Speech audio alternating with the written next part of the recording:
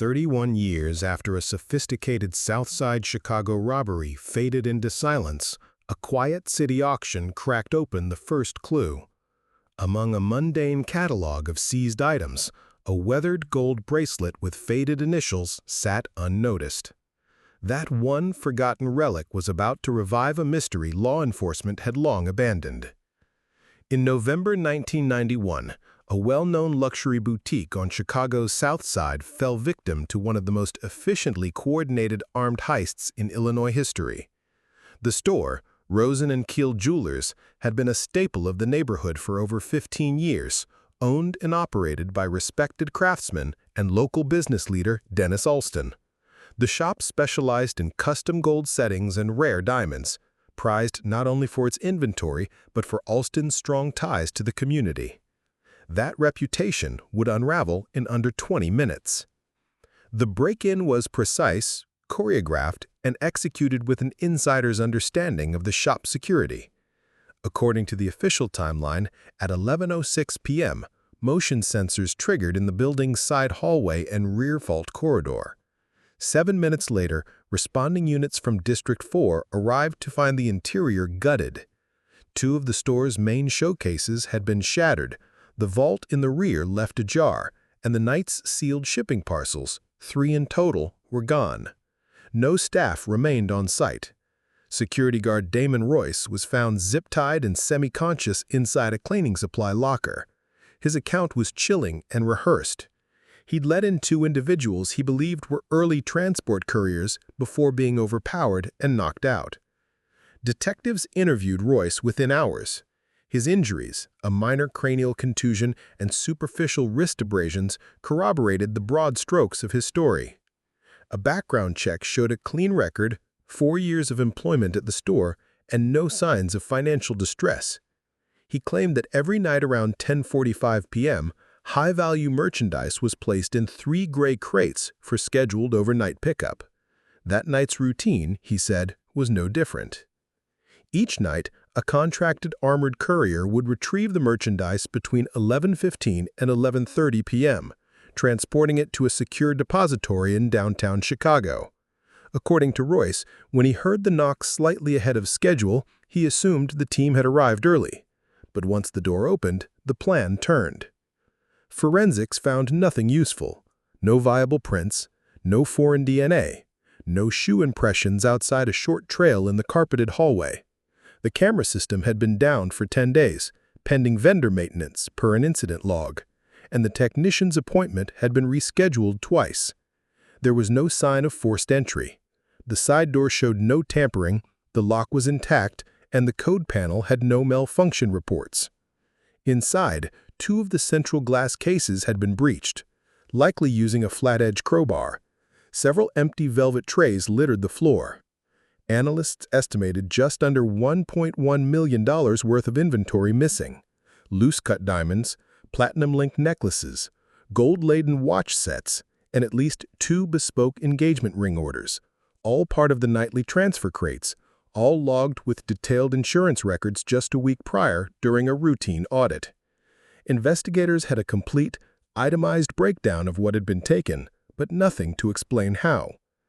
There were no eyewitnesses. Businesses adjacent to Rosen & Keel had shuttered early due to unseasonably cold weather. No pedestrians were reported in the area, and a canvass of nearby buildings yielded no audio or visual anomalies.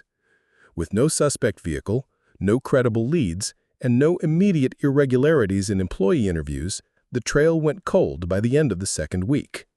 But one item, never officially declared stolen, sat conspicuously missing. Dennis Alston had been known for wearing a signature piece, a wide antique-style Cuban link bracelet etched with his initials D.A. and a hallmark date, February 7, 1976, commemorating the day he opened his first repair booth in Chicago's Maxwell Street Market. The bracelet was not listed in the retail catalog, nor included in insurance documentation. It was personal, sentimental, and publicly recognizable from community interviews and press photos. When questioned, Alston initially claimed the bracelet had been in his office safe on the night of the robbery, but during subsequent statements, he contradicted that timeline. first saying it had been stored since the prior weekend, then suggesting he'd possibly left it in a jacket pocket at home. The inconsistencies led detectives to drop the item from the list of missing property. Unofficially, some investigators believed the bracelet may have been taken during the heist, but with no proof, no logs, and no photographic evidence of its presence at the store on the night in question, it was excluded from the final loss inventory. The next months yielded little progress. Over 25 current and former employees were interviewed, including cleaning contractors, shipping handlers, and secondary shift guards. Nothing useful emerged. The store's insurance carrier, under mounting pressure, conducted an independent review and confirmed that all items claimed had previously been appraised and logged. Yet they too were forced to admit no evidence pointed to internal collusion. The crates, each weighing over 50 pounds and fitted with numbered seals, were never located. Pawn shops across Chicago were flagged. No matching stones or settings surfaced. Investigators tracked leads into 2 fencing operations in Gary and Milwaukee, but the trail fizzled. Royce remained a person of interest for months. His consistent story, minor wounds, and absence of suspicious spending eventually led prosecutors to stand down. In a post-incident sweep, Royce's apartment on West 55th Street was searched. Detectives examined closets, drawers, attic panels, and his vehicle. They found nothing of note. No tools, no unregistered valuables, no unexplained wealth. His lifestyle remained modest. If he had orchestrated or assisted in the theft, it had left no visible footprint. After 15 months, the case was formally suspended. Payouts were processed, and Rosen & Keel quietly transitioned to a by-appointment-only model with reduced physical inventory. Internally, the case became a textbook example of a clean hit. No noise, no violence, maximum yield. It was cited in security protocol manuals and law enforcement seminars, often referenced simply as Southside 91. In police circles, whispers continued. The job had been too efficient for outsiders. The precision, the lack of panic, and the timing, coinciding exactly with a scheduled courier pickup, all suggested inside knowledge. But with no suspects, charges, or a single recovered item, the story dissolved into the margins of procedural history, until a bracelet with 2 faded initials surfaced on a digital auction 30 decades later. In early 2022, under a citywide initiative to reduce surplus inventory, the Chicago Police Department launched an expansive online auction for unclaimed evidence. The sale was routine. Hundreds of low-value items categorized as non-critical property acquired during past arrests or investigations. Most bore no provenance. Many had been boxed, mislabeled, or forgotten inside storage units maintained by various precincts. Among these was Lot 88216, a vintage gold bracelet, Cuban-link design, coiled inside a cloudy evidence bag. It was listed simply as men's jewelry, no markings, with a base bid of $60. But the piece didn't go unnoticed. Carter Langston, a private jeweler and archivist based in Evanston, specialized in hand-forged gold and antique urban craftsmanship. Known for his encyclopedic recall of early Chicago metalwork, Langston regularly combed auctions for hidden heirlooms. When he received the bracelet, he was immediately struck by its weight, dense, disproportionate to modern manufacturing, and by the clasp, a rare 2-tiered locking hinge, popular in the mid-1970s among bespoke designers. Magnified inspection revealed faint etching inside the clasp hinge, DA, followed by a date, Feb 7, 76. The font, narrow, serifed and etched by hand, was inconsistent with machine engraving and bore the hallmarks of vintage boutique metalwork. Langston turned to his private archive. In a 1992 issue of Craft Bold Digest, a national trade journal spotlighting minority-owned jewelers, he found a spread on Dennis Alston. A photograph showed the Chicago jeweler posing inside his Southside boutique, hand extended, clearly displaying a thick gold bracelet. The caption noted it was a custom commission he had given himself in 1976 to mark the opening of his first store. Langston compared the photo with the item in hand. The clasp structure, link curvature, and even a shallow nick near the third loop matched. He was convinced this was Alston's bracelet, unreported, unclaimed, and out of circulation for over 30 years. Langston contacted CPD Property and requested the chain's intake documentation.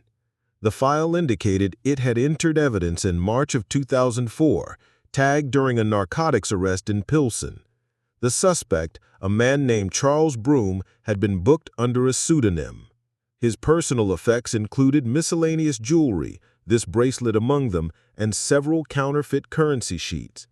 At the time, the bracelet had been miscatalogued and placed with untraceable items.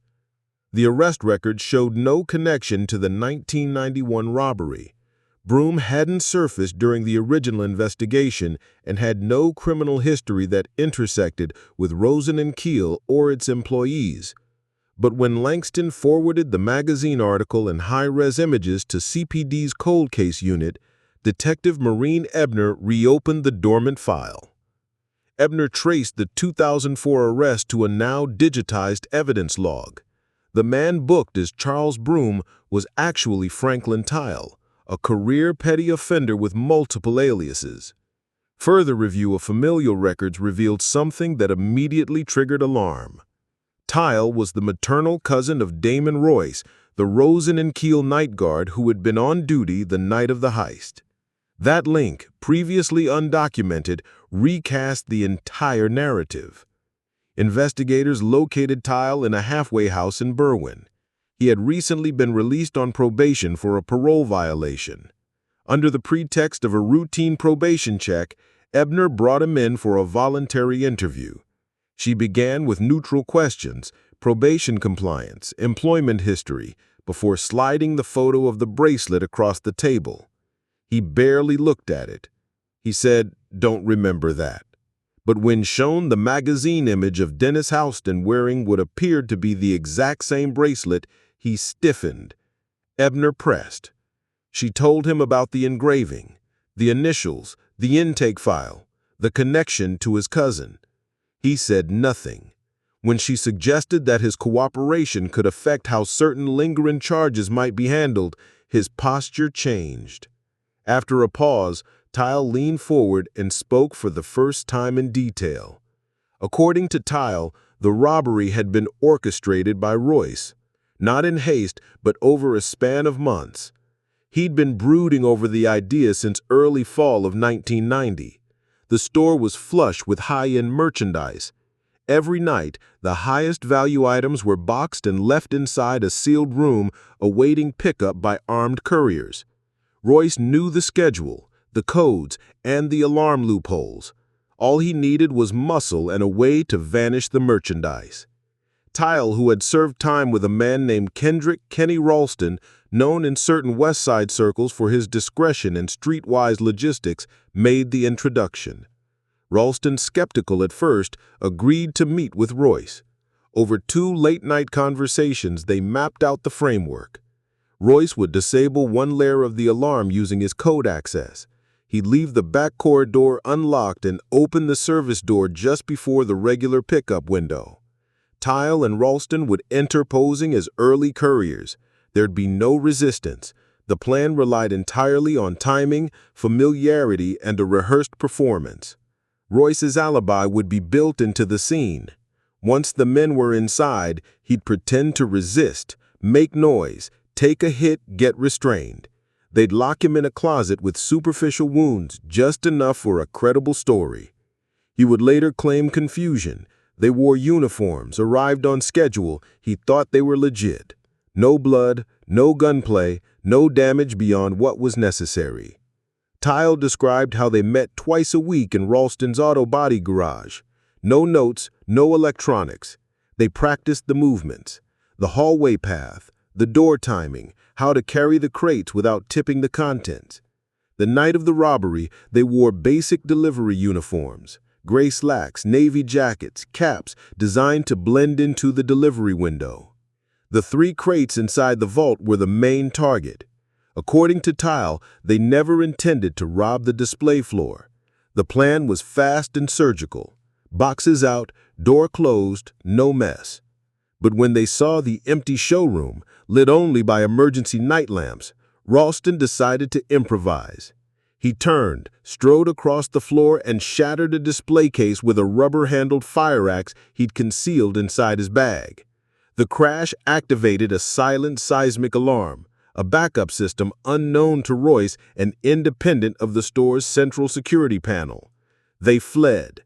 Rushed but not panicked, they retraced their path, exited through the corridor, and vanished down a rear alley. Their getaway car, a stolen Ford Aerostar, was parked 3 blocks away. By the time CPD arrived, they were already en route to a storage unit. They split the haul within the hour. Inside the Cicero storage unit, registered under a forged name and paid 6 months in advance, the 3 men operated in silence. There was no celebration, no counting of the spoils under flickering lights. Just 3 duffel bags on a folding table and a clear understanding. This was the last time they would see each other. Each man took a third. The division wasn't discussed. No one argued over pieces or questioned another's share. The deal had always been clear. Equal parts, clean break. Ralston packed his jewelry into a mechanic's toolbox, closed the lid, and disappeared into the night. He would never speak to either man again. Tile said Royce arrived late, still dressed in his uniform shirt, nursing a taped bruise above his right temple. He didn't talk about the police interview, only nodded when asked if he'd stuck to the story. He collected his share and vanished. No numbers were exchanged, no fallback plan.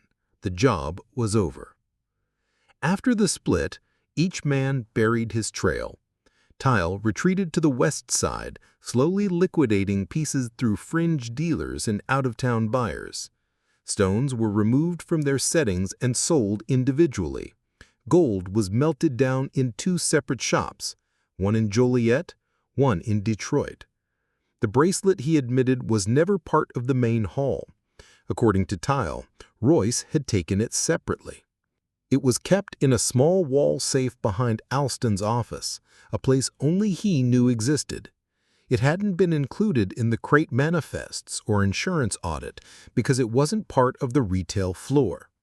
Royce had seen Alston wear it often, understood its significance, and decided to keep it as his own cut, off the books and out of reach. Tile said Royce gave him the bracelet years later, sometime in the early 2000s, when he owed a debt over a failed scheme involving counterfeit IDs. It was offered not as payment, but as collateral. Tile accepted, thinking little of its origin.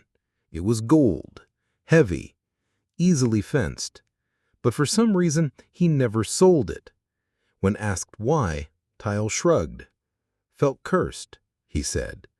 "Every time I looked at it, felt like something was watching."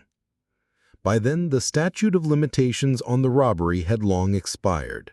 The law in Illinois placed a cap on felony prosecutions for theft-related crimes at 20 years unless homicide or new evidence tied a suspect to fresh violations. But what interested detectives wasn't prosecution, it was verification. Tile's account filled in gaps left behind for 3 decades. His description of the vault layout, the crate numbering system, even the laminated clipboard left hanging on the wall, all matched details from the original crime scene photographs. The fire axe he mentioned, a rubber-handled Estwing, was identical to the imprint marks found on the broken cases. The timing of the silent alarm activation aligned perfectly with the police response time. Still, questions remained. Ralston, the third man, had vanished from the record. An internal records search found that Kendrick Ralston had legally changed his name in 1993. He relocated to North Carolina, then Georgia. Public records showed brief employment in warehouse logistics, a brief marriage in 2001, and an abrupt disappearance in 2009. There were no arrests, no traffic stops, and no credit history after that. In 2013, a cold case file in Prince George's County, Maryland, listed Kendrick Hayes, Ralston's new name, as deceased. He died during a home invasion gone wrong. Multiple gunshot wounds. The coroner's report included a fingerprint match to his former identity. His death, while violent, had nothing to do with jewelry or the Chicago robbery. Just the wrong place, wrong time. That leg of the investigation was closed. As for Damon Royce, once the dutiful night guard, now retired and living in Indiana, he was tracked through state employment records. After resigning from Rosen & Keel 18 months after the robbery, he held a series of short-term jobs: building superintendent, private security, maintenance tech for a housing co-op. He'd kept a low profile, never bought property, never registered luxury vehicles. Just a man who blended back into the machinery of the city. When detectives showed up at his door in May 2022, he didn't slam it. He didn't deny their questions. He invited them in. He admitted to the night, not with remorse, nor pride, but something closer to detachment. He confirmed Tyle's version, added minor clarifications, and acknowledged that yes, he'd taken the bracelet for himself. He never wore it, just kept it hidden in a locked drawer until the day Tyle asked for repayment on an old favor. When asked why he did it, why he risked everything, Royce simply said, "Because I knew I could. Because nobody was going to give me $1 million retirement."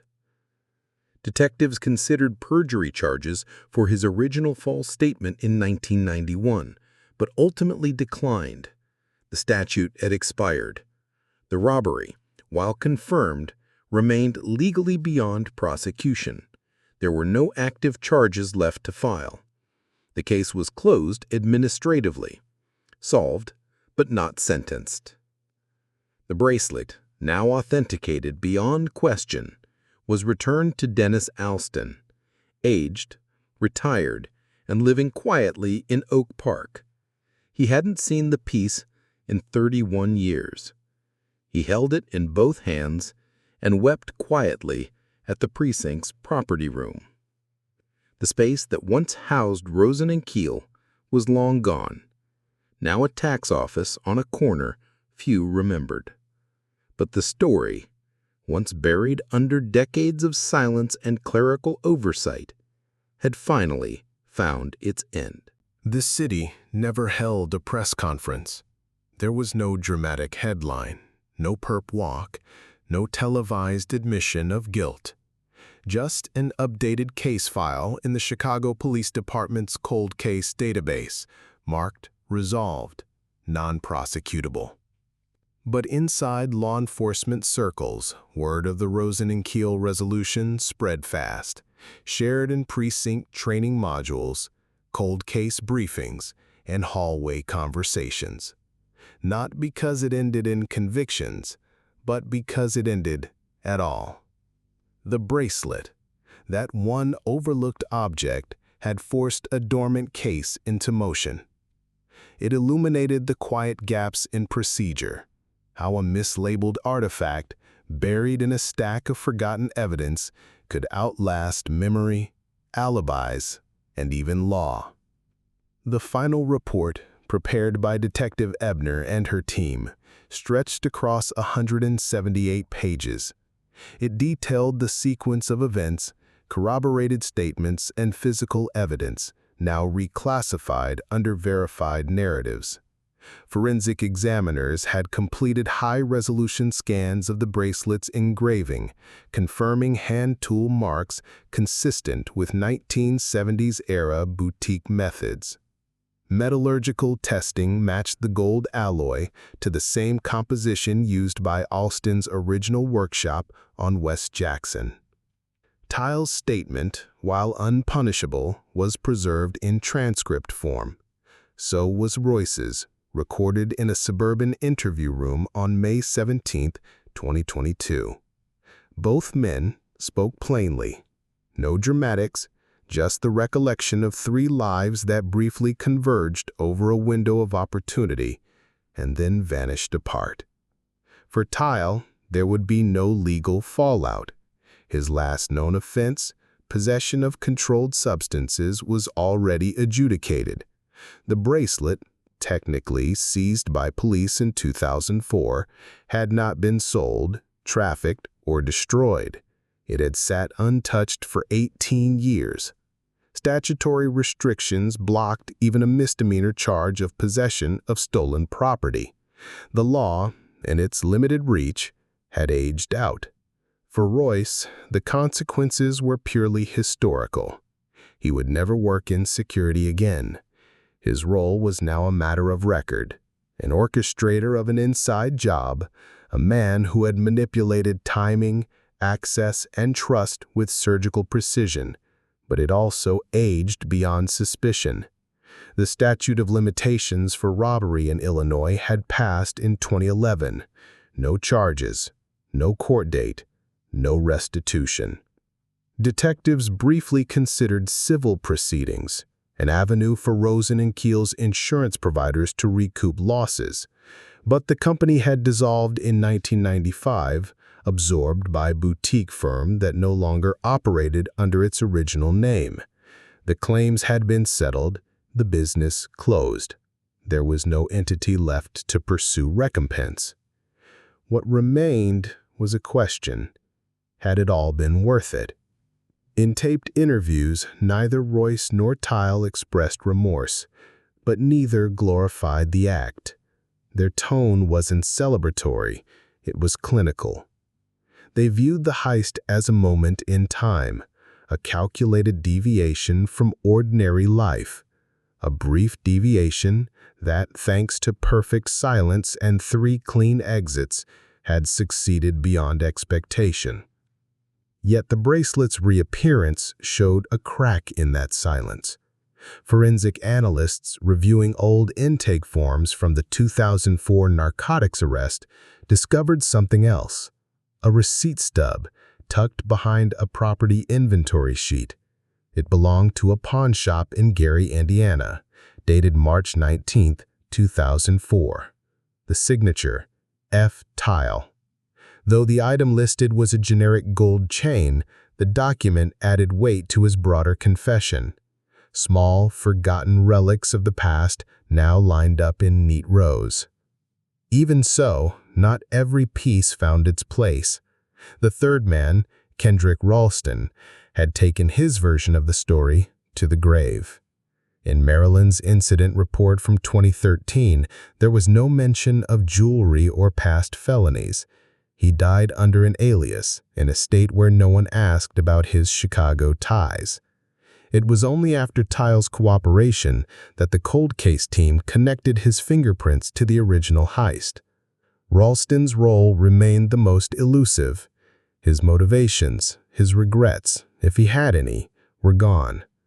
In the final analysis, he was the one participant who'd left no admission, no record, no explanation. The property division of CPD updated their digital intake protocols in late 2022. A new policy mandated secondary reviews of all non-critical jewelry with engravings, regardless of assessed market value. All vintage pieces would now be photographed, tagged with digital descriptors, and cross-referenced with open cases involving valuables. The bracelet exposed a systemic blind spot. The department responded, quietly but thoroughly.